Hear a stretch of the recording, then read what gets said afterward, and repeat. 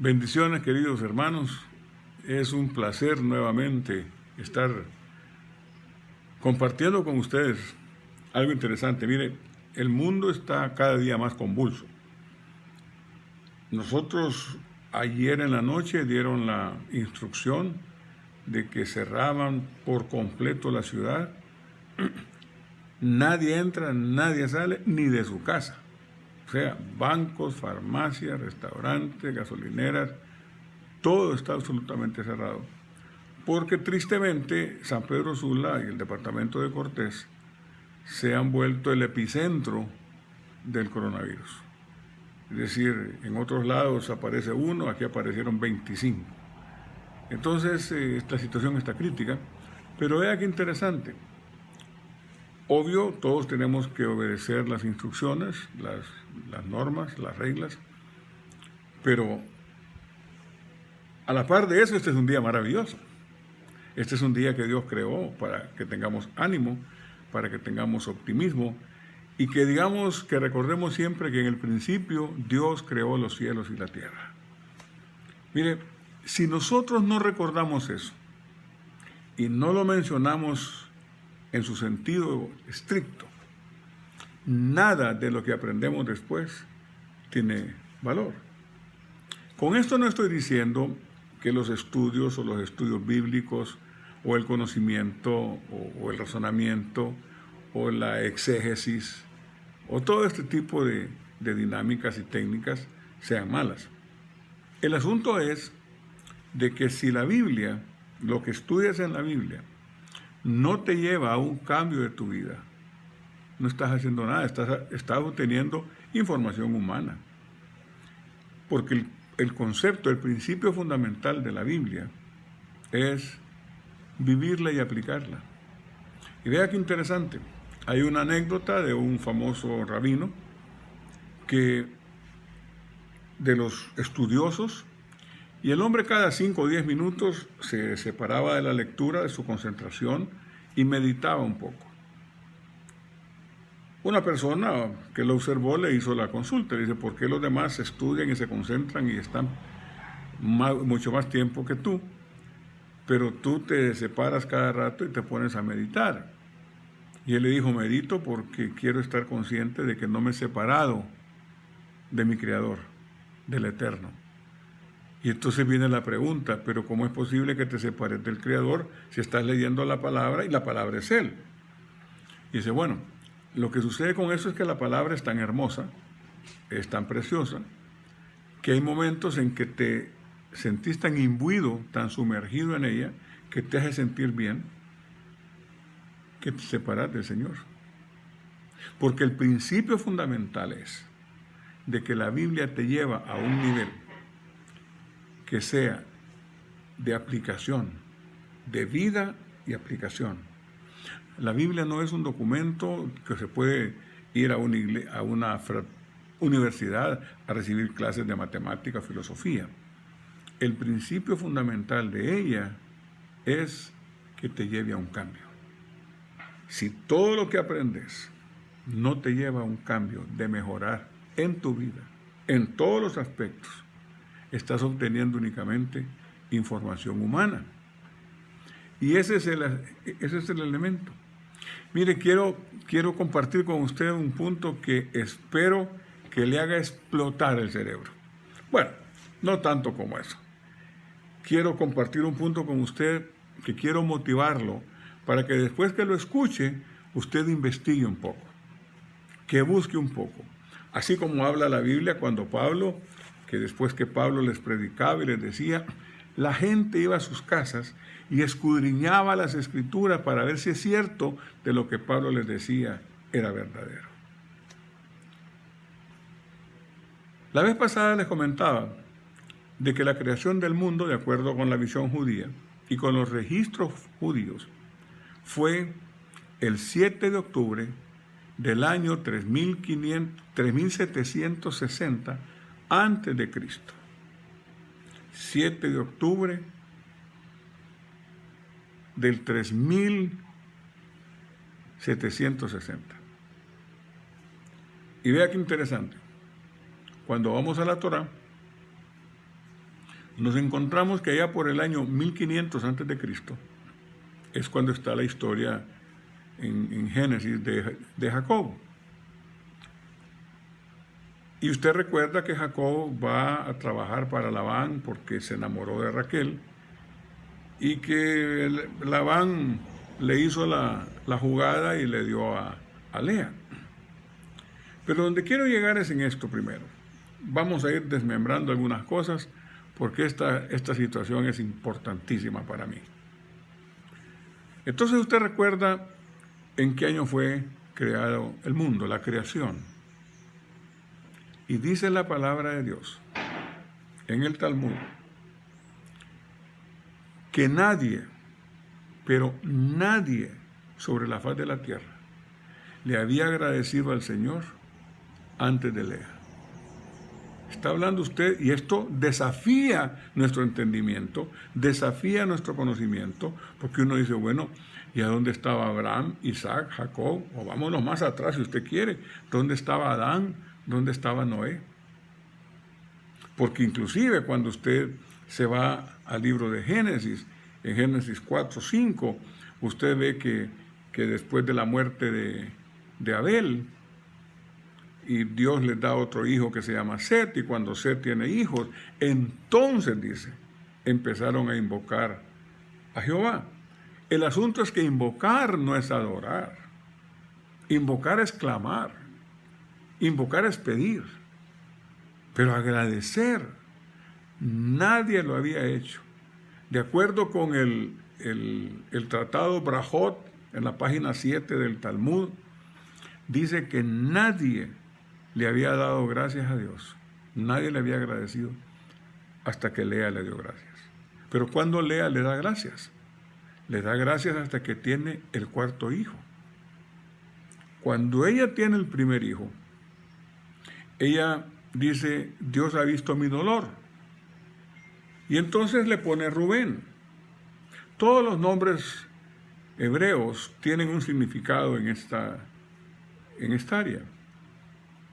Luego viene el segundo hijo y le pone Simón.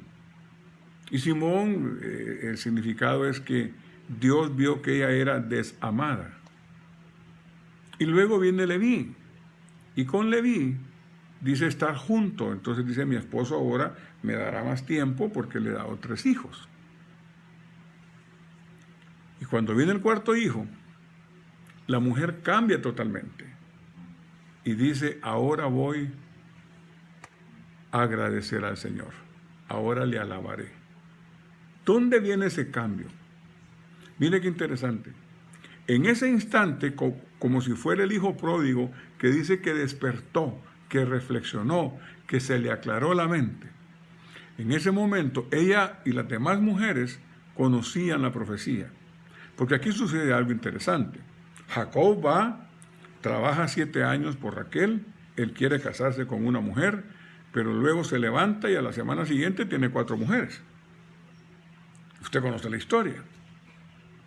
Lo engañan, le dan a Lea, y luego la siguiente semana le dan a Raquel y tiene que trabajar los siguientes 7 años, pero luego cada una lleva a su sirvienta y cada una le da a su sirvienta para que tenga hijos con ellas.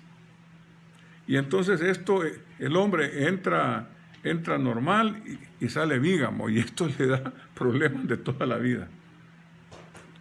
El asunto es, si ustedes recuerdan, es cierto de que Jacob estaba ebrio, pero Lea no estaba ebria. Ella sabía. Pero aceptemos de que la orden del padre, ella no tuvo el valor de desafiarla. Pero Raquel sabía también, porque la boda estaba organizada porque ella se iba a casar. Pero en otro día vamos a ver los pormenores de esto. Ahora vamos al punto del agradecimiento. Y entonces Lea dice, ahora, y le pone Judá. Judá quiere decir alabanza. Le voy a agradecer al Creador. En ese momento le decía que ellos conocían la profecía de que iban a ser 12 tribus. Y al haber 4 mujeres, la lógica indica que eran 3 hijos por cada una de las mujeres.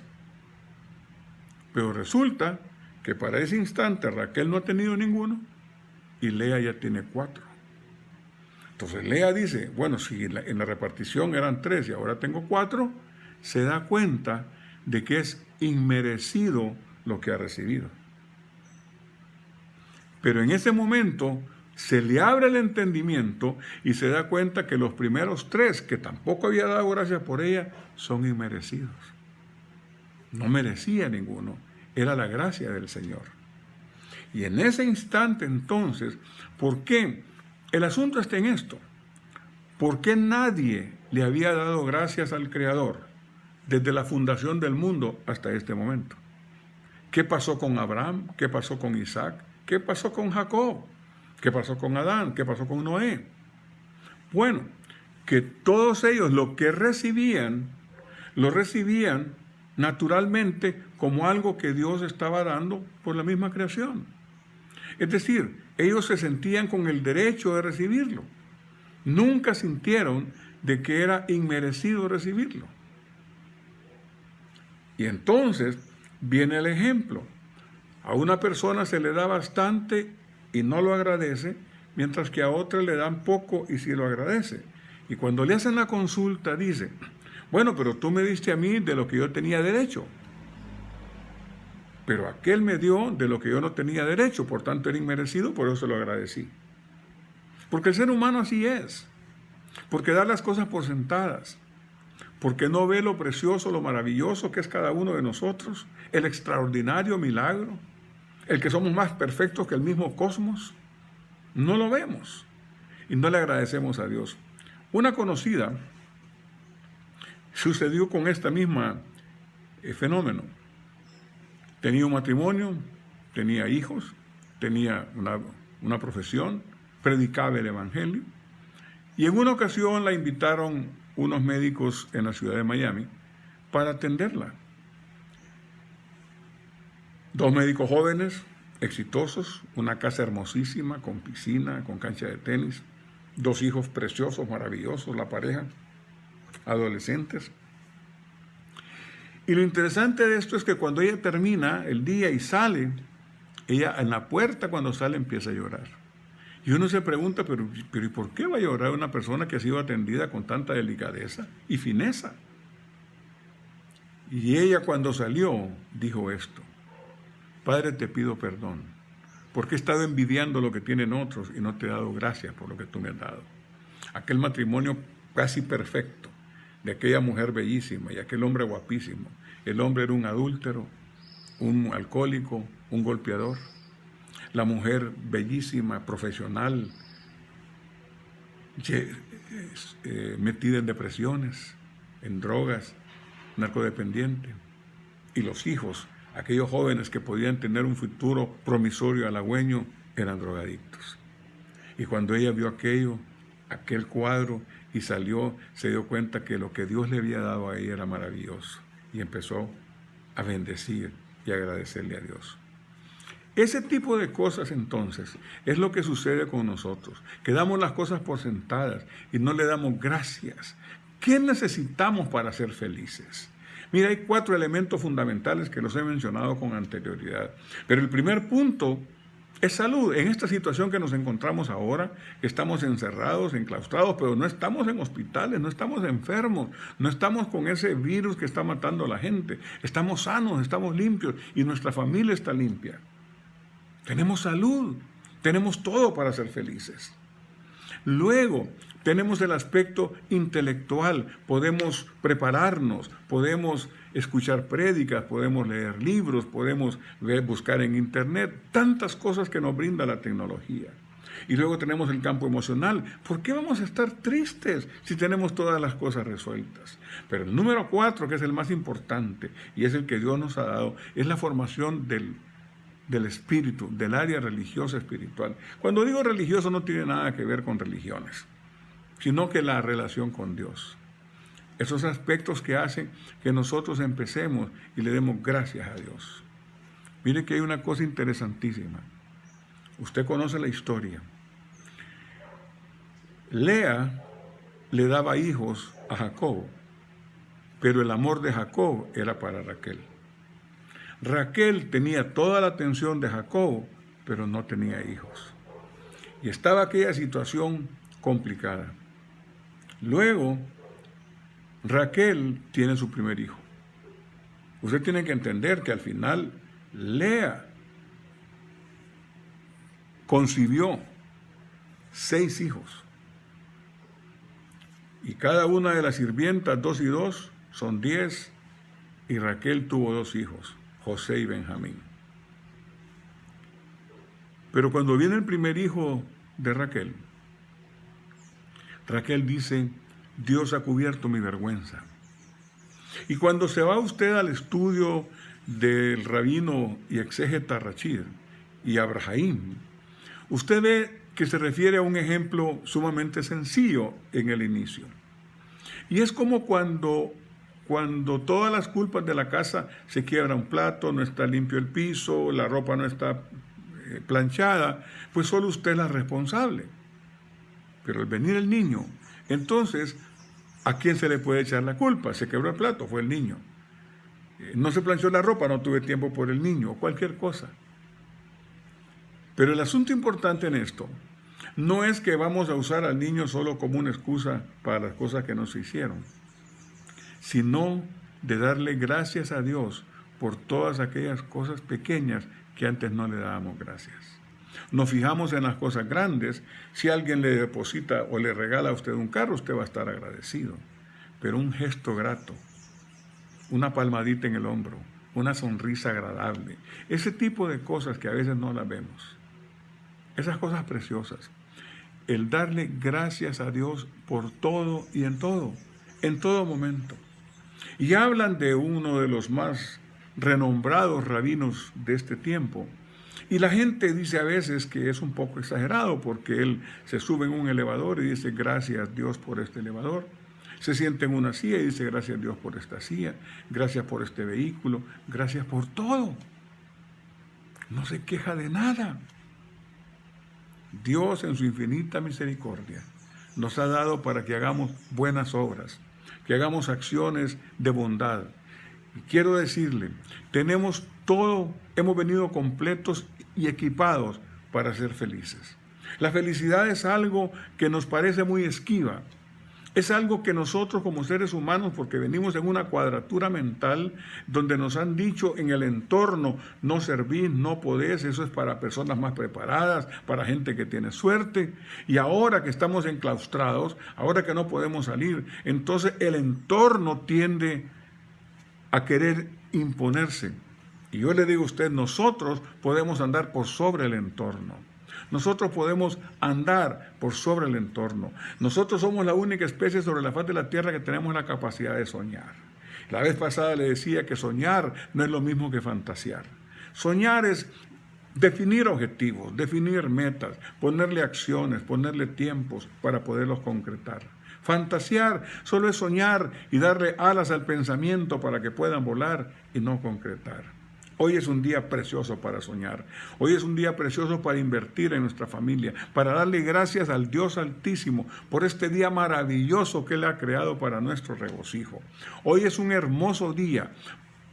No importa si está gris o está brillando el sol. Tenemos vida, tenemos salud y tenemos al Espíritu Santo dentro de nosotros.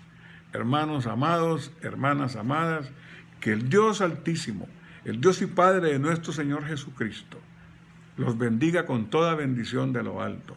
Y que este día seamos sustentados con pasas y manzanas, con algo delicioso, exquisito, que podamos disfrutar de. Estamos vivos, tenemos salud, nos podemos preparar, tenemos que levantar nuestro ánimo y que ese coeficiente de optimismo en nosotros se mantenga activo, dinámico. Somos la especie, la obra por excelencia de las manos de Dios. Que Dios los bendiga. Hasta pronto.